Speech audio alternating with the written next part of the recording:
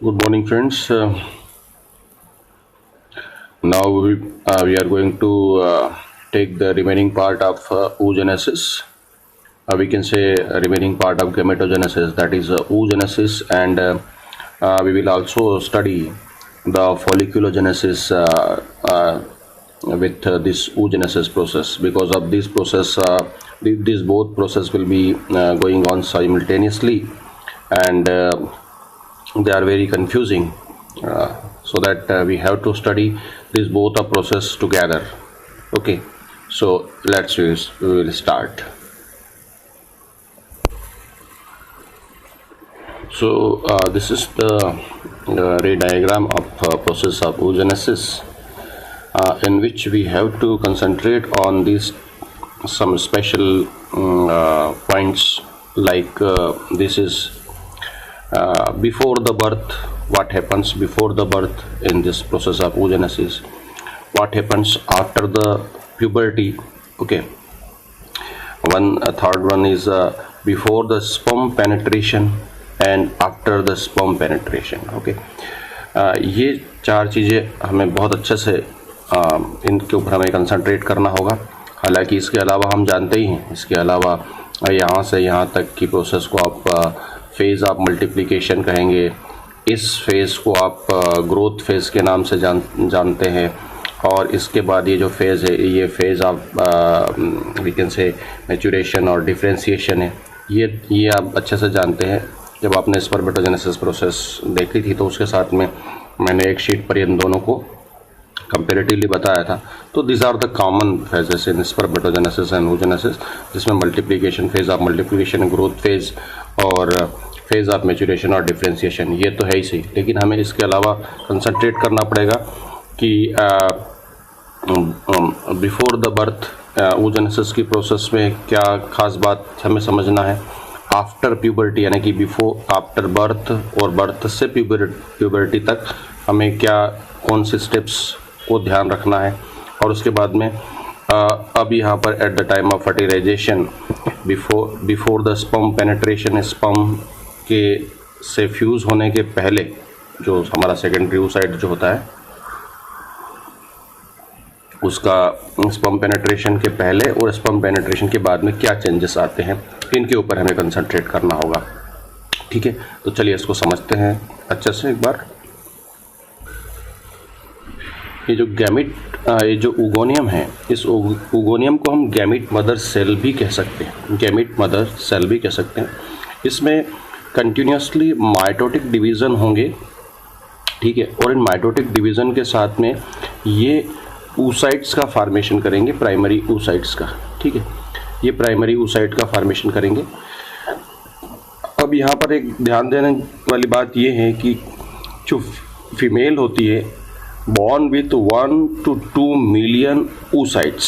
ठीक है, जो भी फीमेल इंडिविजुअल होती है वो, अब चूँकि यह बिफोर बर्थ का मतलब क्या है कि फाइटल ओवेरियन इवेंट्स हैं। ये जो इवेंट्स हैं ये फाइटल यानी कि जो इंडिविजुअल है वो अभी पैदा होने के पहले उसकी ओवरी में क्या इवेंट्स हो रहे हैं, उसकी ओवरी में ये इवेंट हो रहे हैं कि जो गैमिट मदर सेल है, जिसको हम oogoनियम कह सकते हैं, ये रैपिड डिवीज़न करके कई सारे प्राइमरी oocyte बनाएगी। और वो प्राइमरी oocytes के नंबर कितने हो सकते हैं? वो हो सकते हैं 1 to 2 मिलियन oocytes। ओके, लेकिन ये 1 to 2 मिलियन oocytes जो होते हैं, ये अब यहाँ पर before the birth they will be arrest in this particular phase.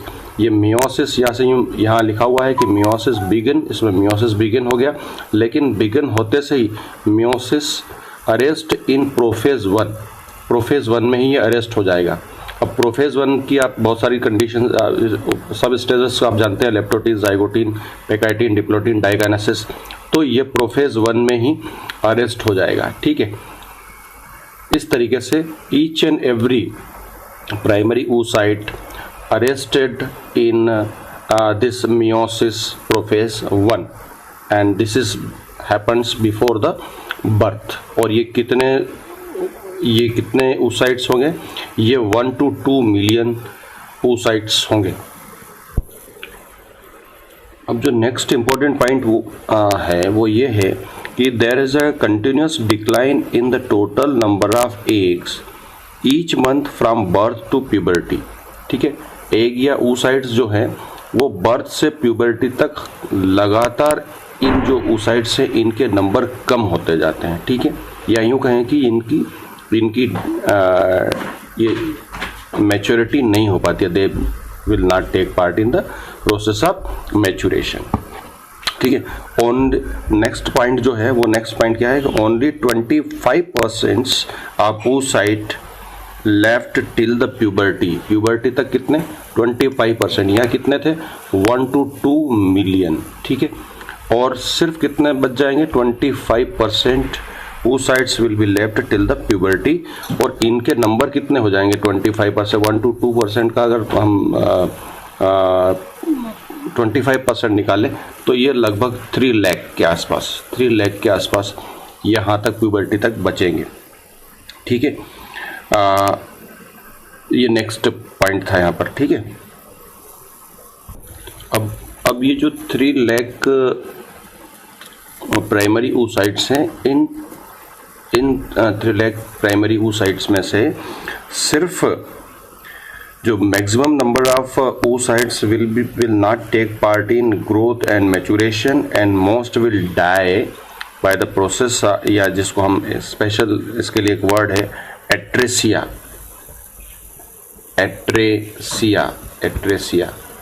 Process के थ्रू, या यूँ कहें कि उनकी डेथ हो जाती है। और सिर्फ कितने लगभग 300 से 500 जो प्राइमरी oocytes होते हैं वो ही नेक्स्ट फेज में, यानी कि प्यूबर्टी के बाद जो नेक्स्ट फेज है आफ्टर प्यूबर्टी, उसमें ट्रांसफ़र हो पाते हैं। ठीक है, तो इन पॉइंट्स को याद रखिएगा। अब ये जो प्राइमरी oocyte है जो कि मियोसिस 1 की प्रोफेज में अरेस्ट हो गया है, यहीं से हम फॉलिकुलर जेनेसिस प्रोसेस को समझ सकते हैं कि इसके ऊपर कई सारी जो है ग्रेन्युलोसा सेल्स का डिपोजिशन होने लगता है। एक लेयर बनी तो ये प्राइमरी फॉलिकल हो जाएगा।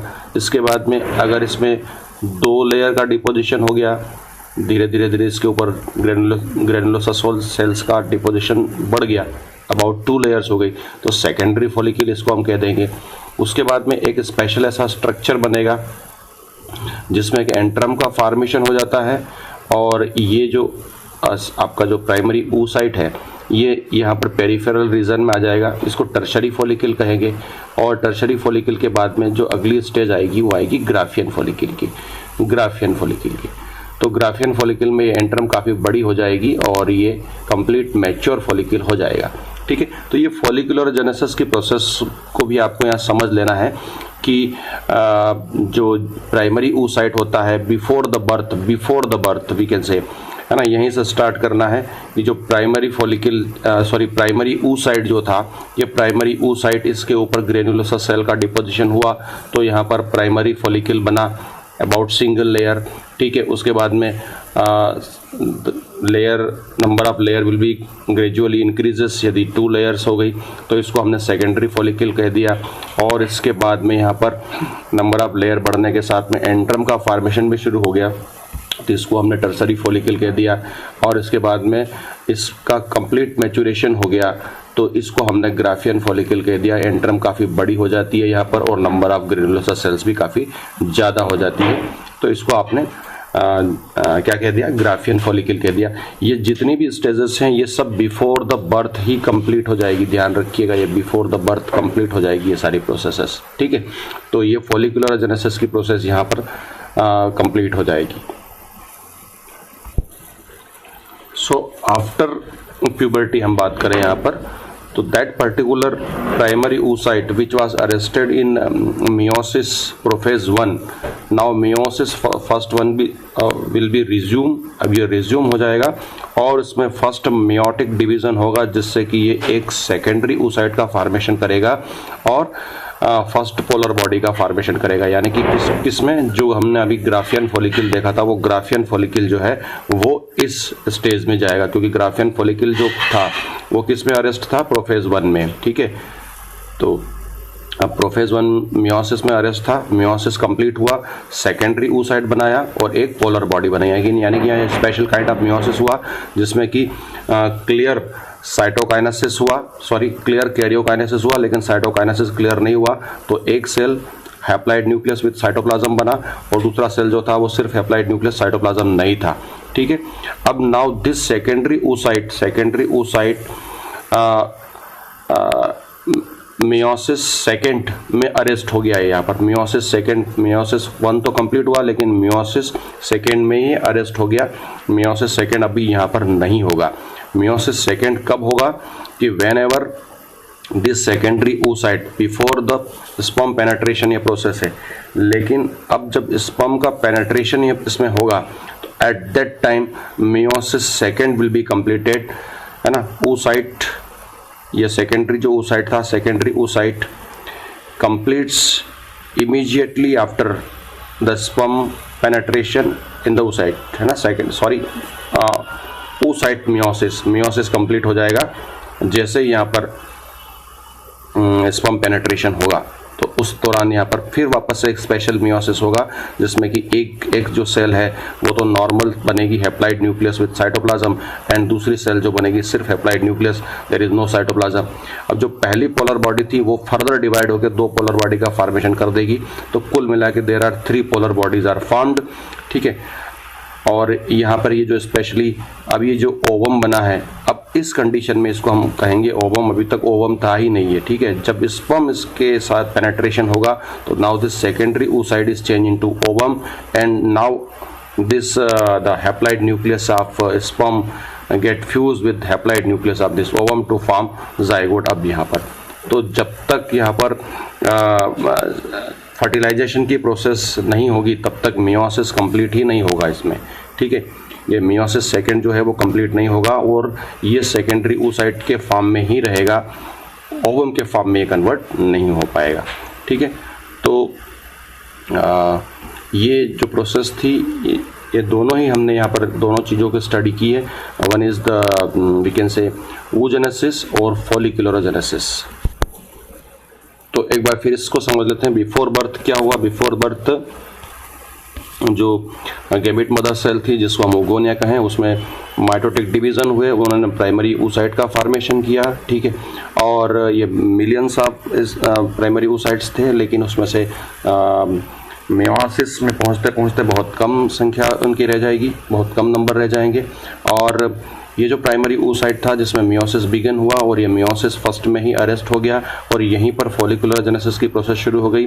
प्राइमरी फॉलिकल बना, सेकेंडरी फॉलिकल बना, टर्शरी फॉलिकल बना, ग्राफियन फॉलिकल बना, और ग्राफियन फॉलिकल बनने के बाद में अब यहाँ पर ये मियोसिस फर्स्ट जो है वो रिज्यूम होगा।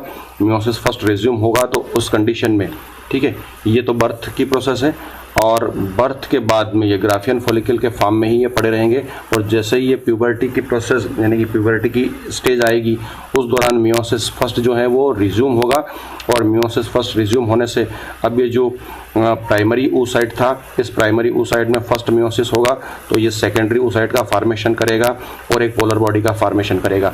सेकेंडरी oocyte तब तक मियोसिस कंप्लीट नहीं करेगा जब तक कि स्पर्म का पेनेट्रेशन ना हो जाए। जैसे इसमें स्पर्म का पेनेट्रेशन होगा तो यह मियोसिस सेकेंड कंप्लीट हो जाएगा और ये अब ओवम में कन्वर्ट हो जाएगा और एक पोलर बॉडी का फॉर्मेशन भी करेगा। यानी कि यहाँ पर मियोसिस 1 और मियोसिस 2 दोनों ही स्पेशल टाइप के होते हैं जिसमें कि एक नॉर्मल सेल बनती है और एक पोलर बॉडी का फॉर्मेशन होता है। ठीक है, तो इस वीडियो को वापस से आप एक बार रिवाइज करिएगा, एक बार, 2 बार, 3 बार, और समझिएगा। दोनों प्रोसेस को एक साथ समझना ज़रूरी है क्योंकि ये यहाँ पर काफ़ी ज़्यादा कन्फ्यूज़न वाली स्थिति होती है। इसलिए आप जैसे ही इस स्टेज में आते हैं यहाँ पर बिफोर बर्थ प्राइमरी oocyte में, तो यहीं से आप फॉलिकुलर जेनेसिस की प्रोसेस को पूरा समझ लें। ठीक है, और ग्राफियन फॉलिकल को आप समझ लें कि ग्राफियन फॉलिकल जो है वो ही अब यहाँ पर मियोसिस सेकेंड में मियोसिस में पार्टिसिपेट करेगा। ठीक है, तो इस वीडियो में इतना ही। इसको रिवाइज करिएगा और इस टॉपिक से रिलेटेड जो भी क्वेश्चंस हैं वो क्वेश्चन इस वीडियो के नीचे लिंक में मिल जाएंगे जिनको आपको सॉल्व करना है। धन्यवाद।